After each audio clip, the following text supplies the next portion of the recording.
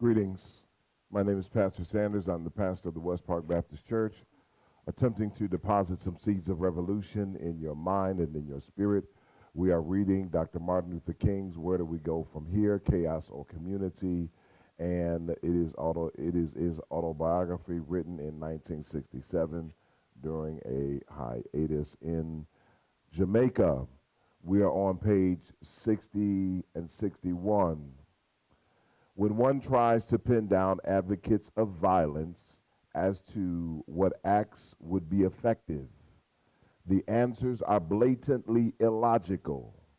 Sometimes they talk of overthrowing racist state and local governments. They fail to see that no internal revolution has ever succeeded in overthrowing the government by violence, unless the government had already lost the allegiance and effective control of its armed forces. Anyone in his right mind knows that this will not happen in the United States. In a violent racial situation, the power structure has the local police, the state troops, the National Guard, and finally the Army to call on, all of which are predominantly white.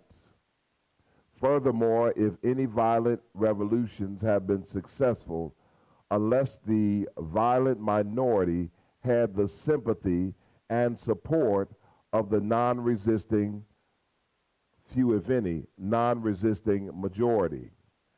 Castro may have had only a few Cubans actually fighting with him, but he would never have overtaken the Batista regime unless he had the sympathy of the vast majority of the Cuban people. It is perfectly clear that a violent revolution on the part of American blacks would find no sympathy and support from the white population and very little from the majority of Negroes themselves. This is no time for romantic illusions and empty philosophical debates about freedom. This is a time for action. What is needed is a strategy for change, a tactical program that will bring the Negro into the mainstream of American life as quickly as possible. So far, this has only been offered by a nonviolent movement. Without recognizing this, we will end up with solutions that don't love and answers that don't answer and explanations that don't explain. I'm going to read a second page. Beyond the pragmatic invalidity of violence is its inability to appeal to the conscience. Some Black Power advocates consider an appeal to conscience irrelevant. A Black Power exponent said to me not long ago, "To hell with conscience and morality. We want power." But power and morality must go together, implementing, feeling, and ennobling each other.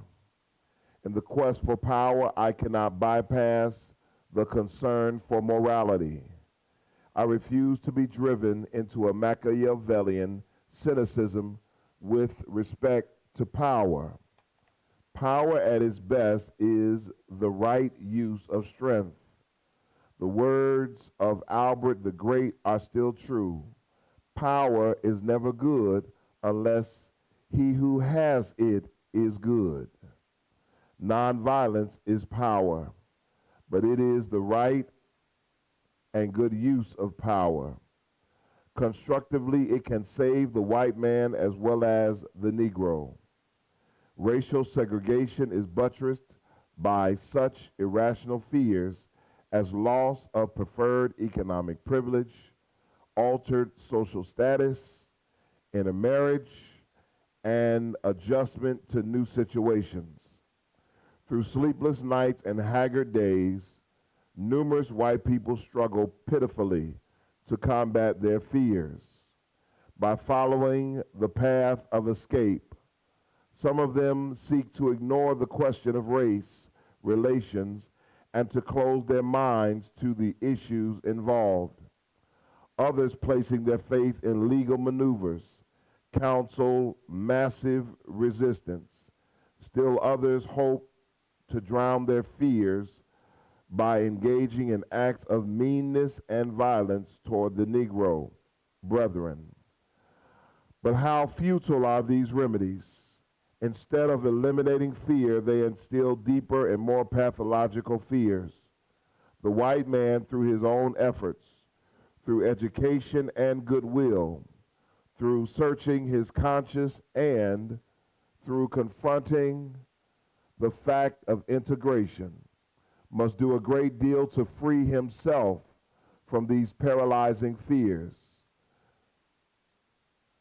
But to master fear, he must also depend on the spirit of the Negro, or the spirit the Negro generates toward him. Only through our adherence to nonviolence, which also means love, in a strong and commanding sense, will the fear of the white community be mitigated. Please join us tomorrow to read one more page. We are on page 62. Readers are leaders. Start a revolution in your mind. 5 years from today, as you read this book, the thoughts, philosophy, and actions of this book will manifest in your life. Thank you, and God bless you.